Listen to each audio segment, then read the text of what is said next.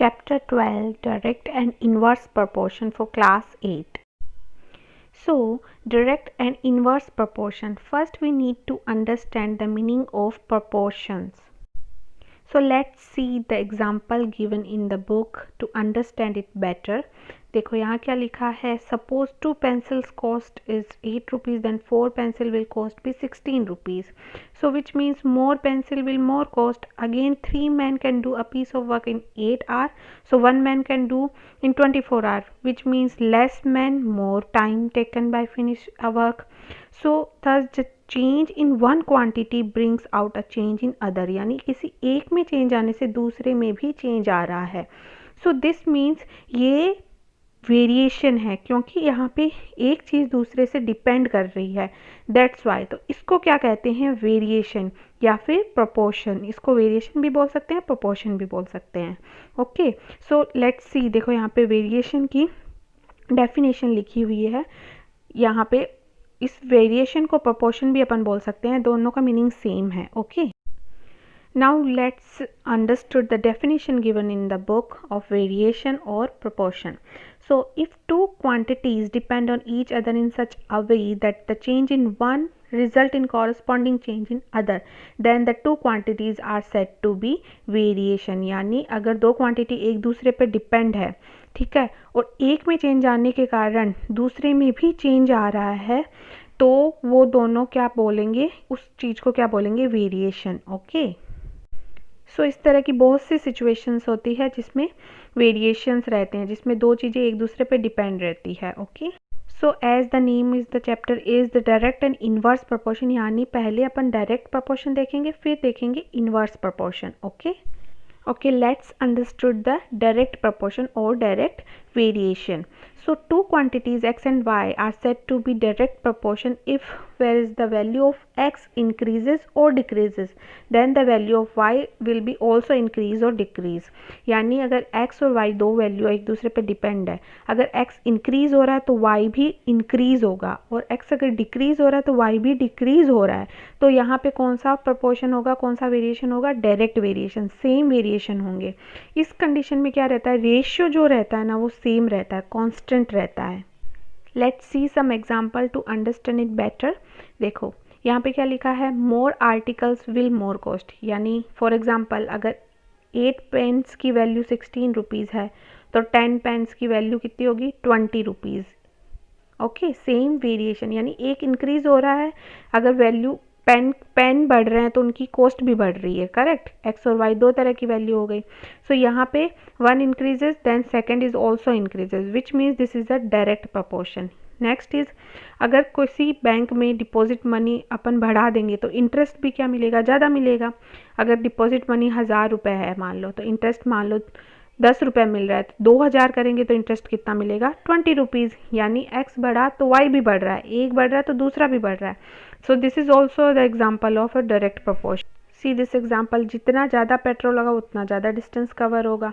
जैसे मान लो अगर 100 किलोमीटर डिस्टेंस है वो 500 लीटर में कवर हो रहा है, तो अगर पेट्रोल बढ़ा देंगे, मान लो 1000 लीटर पेट्रोल कर देंगे, तो डिस्टेंस ज़्यादा कवर होगा. विच इज़ सेम एग्जाम्पल, एक क्वांटिटी बढ़ रही है तो दूसरा भी इंक्रीज हो रहा है. So these are some examples of direct proportion और डायरेक्ट वेरिएशन. इनमें हमेशा एक बढ़ेगा तो दूसरा बढ़ेगा, एक अगर कम हो रहा है तो दूसरा भी कम हो रहा है. Okay, now see the example given. यहाँ पे देखो इसमें लिखा हुआ है कि अपन को चेक करना है कि given the table is the direct proportional और नॉट. यानी अपन को चेक करने के लिए क्या करना होगा, रेशियो देखना पड़ेगा. मैंने बताया था डायरेक्ट प्रोपोर्शन में हमेशा रेशियो सेम रहता है, तो जो x और y का फर्स्ट रेशियो वो भी सबके साथ वही सेम रेशियो रहना चाहिए. अगर ऐसा हुआ so this will be a direct proportional. So 3 और 6 के बीच का रेशियो क्या है, 1:2. Okay, so let's check 5 and 10, इसका भी क्या है, 1:2. 7 and 14 1:2. 9 and 18 1:2. 12 and 24 1:2, which means this table is a directly proportional. And देखो यहाँ पे लिखा हुआ भी है, क्योंकि यहाँ पे इनका रेशियो सेम है, कांस्टेंट है. Now let's check the second table. X and y के बीच का रेशियो क्या है, 1/3. एंड नाउ यहाँ पे भी 1/3 है, 12/36 यहाँ पे भी 1/3 है, बट दिस इज़ 1/4, यानी यहाँ तक तो 1/3 था, पर 15 एंड 16 के बीच का रेशियो क्या है, 1/4. So this table, this x and y's are not directly proportional. Now let's see one more example. यहाँ पे इसमें दे रखा है कि ये टेबल में जो x और y है वो डायरेक्टली प्रोपोर्शनल है, यानी इनके बीच का सबका रेशियो क्या है, सेम है. It is already written, but some values are missing here. Correct, x1 x2 इसको नाम दे दिया है y1. ये अपन को फाइंड करना है. So this is very easy as we already know, क्योंकि इन दोनों का रेशियो क्या है, सेम है, यानी दोनों एक दूसरे के इक्वल रहेंगे. So just make them equal like this, and now you just have to cross multiply. Cross multiplication सीखा ही था. 60 को 3 से मल्टीप्लाई कर दो और 36 को x1 से. Now this 36 will go to the other side, x1 remain on the left hand side, and you just have to calculate the value of x1. ये कट जाएगा इससे 12 times, and 12 will be 5. So the x1 की value क्या आई, 5. Correct. See here in this given 5 यहाँ पे दे रखा है. देखो अब इसको करने का तरीका दूसरा भी है. आप इसका रेशियो पहले भी निकाल सकते हो, 1/12 आता है. इसी रेशियो के साथ भी आप इसको इक्वल में रख सकते हो, तो थोड़ा इजी हो जाएगा कैलकुलेशन. दोनों ही तरीके सेम है. ओके, नाउ अब दूसरा निकालना है x2, तो वापस 3/36 के इक्वल में क्या रख देंगे, x2 divided by 96. Same way you have to do the calculation again. 96 multiply by 3 divided by 36 हो जाएगा. ये 12 टाइम्स जाएगा, रेशियो सेम है. 12 से कितने टाइम्स जाता है, 8 टाइम्स. तो x2 की वैल्यू यहाँ पे कितनी आ जाएगी, 8. Okay, same way you have to calculate the value of y1. In the same way 3/36 के इक्वल में 10/y1 रखना है और इसकी वैल्यू आ जाएगी 120. Now let's see some word problem questions. So a car covers 432 km in 36 liter of petrol. How much distance would it cover in 25 liter? तो अब देखो, वर्ड प्रॉब्लम के क्वेश्चन में आपको नहीं पता चलेगा कि वो डायरेक्ट है कि इन्वर्स है. आपको कुछ समझना पड़ेगा कि is it a direct proportion और इन्वर्स प्रोपोर्शन. तो अपन ने देखा था कि जितना ज़्यादा पेट्रोल लगा उतना ज़्यादा अपन डिस्टेंस कवर कर सकते हैं. So which means this is the direct proportion. So यहाँ पे अपन एक टेबल बना सकते हैं. क्वांटिटी इन लीटर, 36 लीटर में कितना डिस्टेंस कवर हो रहा है, 432. सेम पूछ रहा है कि 25 लीटर. सो सेम आगे अपन लिखेंगे 25, तो कितना डिस्टेंस कवर होगा. सेम यहाँ पे अपन x रख सकते हैं. अब अपन को पता है इन दोनों के बीच का रेशियो सेम रहेगा, क्योंकि this is a direct proportion. So you just have to make them equal. Equal का साइन लगाओ and just calculate the value of x. यहाँ पे 25 divided by x. Same way you just have to cross multiply and then you just have to find the value of x. ये ऐसे आ जाएगा 25, and this 36 will go to the other side, and इसके नीचे आ जाएगा ये. बस आपको यहाँ से कैलकुलेशन करनी है. Then you will be able to find the value of x. So यहाँ पे कितना आया, 300. So which means 300 distance cover होगा. जितना देखो 36 ज़्यादा पेट्रोल था तो ज़्यादा डिस्टेंस कवर हो रहा था. 25 लीटर पेट्रोल कम है तो 300 डिस्टेंस कवर हो रहा है. एक चीज़ डिक्रीज़ होने से दूसरी भी डिक्रीज़ हो रही है. ओके, आप इसमें रेशियो निकाल के भी कर सकते हो. Now let's see the next is inverse proportion. Inverse proportion is just opposite of direct proportion. Direct proportion का जस्ट अपोजिट है. इसमें क्या होगा, दो वैल्यू अगर एक दूसरे पे डिपेंड है, अगर फर्स्ट इंक्रीज हो रही है तो सेकंड वाली क्या होगी, डिक्रीज. अगर फर्स्ट डिक्रीज हो रही है तो सेकंड वाली क्या हो जाएगी, इंक्रीज हो जाएगी. Okay, so whenever two things are depend on each other and inversely proportion, which means एक इंक्रीज होगी तो दूसरी डिक्रीज होगी, एक डिक्रीज होगी तो दूसरी इंक्रीज होगी. अब इसमें क्या होगा, इनका रेशियो सेम नहीं होगा. इनका जो मल्टीप्लिकेशन होगा वो दूसरी वैल्यू के हमेशा सेम रहेगा. ओके, इसमें अपन को फर्स्ट जो x और y की वैल्यू जो रहती है उसको मल्टीप्लाई करेंगे तो जो उस पर डिपेंड वैल्यू है वो भी उसके मल्टीप्लिकेशन के इक्वल रहेगी. Now in the same way let's see some example of this inverse proportion. देखो, more speed of a car less time taken. जितनी ज़्यादा अपन स्पीड रखेंगे उतना कम टाइम लगेगा अपन को पहुंचने में. Correct. So this will be the inverse proportion. Okay, sorry यहाँ पे वापस लिखती हूँ. स्पीड एंड डिस्टेंस नहीं आएगा, टाइम. अगर स्पीड ज़्यादा रहेगी तो टाइम लगेगा कम, अगर स्पीड कम रहेगी तो टाइम लगेगा ज़्यादा. सो this will be a inverse proportion. Inverse proportion के क्वेश्चंस ऐसे होंगे.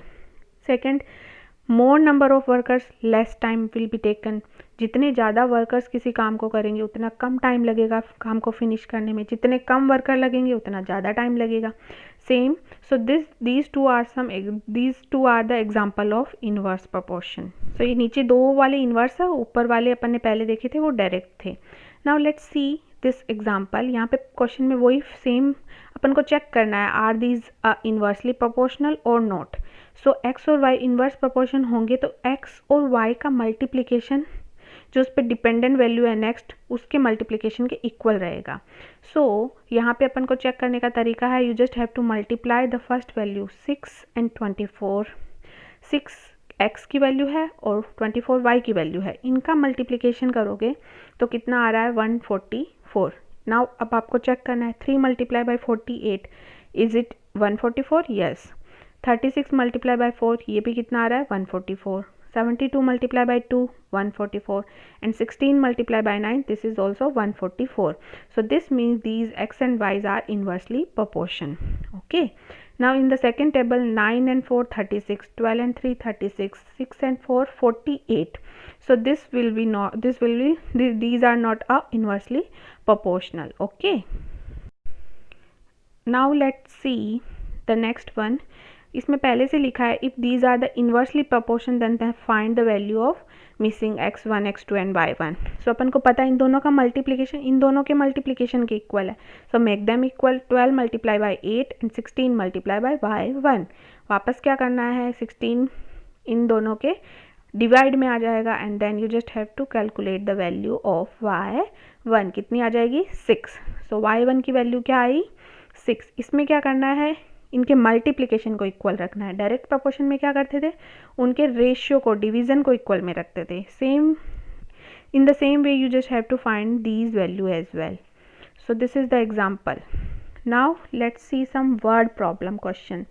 सो यहाँ पे मैंने पहले ही बताया था, वर्ड प्रॉब्लम के क्वेश्चन को पढ़कर आपको पता लगाना है कि वो डायरेक्ट है कि इन्वर्स है. उसमें लिखा नहीं होगा is it direct and inverse. Okay. So अगर डायरेक्ट होगा तो अपन को रेशियो इक्वल में रखने हैं, अगर इन्वर्स होगा तो अपन को उनका मल्टीप्लिकेशन इक्वल में रखना है. अब यहाँ एग्जांपल दे रखा है, if 45 man do a piece of work in 49 days, so 35 कितना टाइम लगेंगे. तो अपन को पता है जितने ज़्यादा आदमी होंगे उतना कम टाइम लगेगा, जितने कम आदमी होंगे उतना ज़्यादा टाइम लगेगा, which means this is a inverse proportion. So same table बनाएंगे, number of man and days, है ना. सो ज़्यादा मैन कम डेज, जितने ज़्यादा आदमी होंगे उतने कम टाइम लगेगा. Now see 45 man can do in 49 days, तो 35 कितने दिनों में करेंगे, यहाँ पे x रख देंगे. अब अपन को पता है दिस इज़ द इन्वर्स, यानी इन दोनों का मल्टीप्लिकेशन इसके इक्वल होगा. So make them equal. 45 multiply by 49 is equal to 35 multiply by x को साइड में रखेंगे और ये 35 इसके डिवीज़न में आ जाएगा. Now just calculate the value of x. This will cut by table of 5 7 time and 9 time. This will be cut by 7 time and 9 7 are 63. So 63 days will be taken by the 35 men to do this work. So less men, more time will be taken, and then more men, less time will be taken. This is all about this chapter. Thank you so much.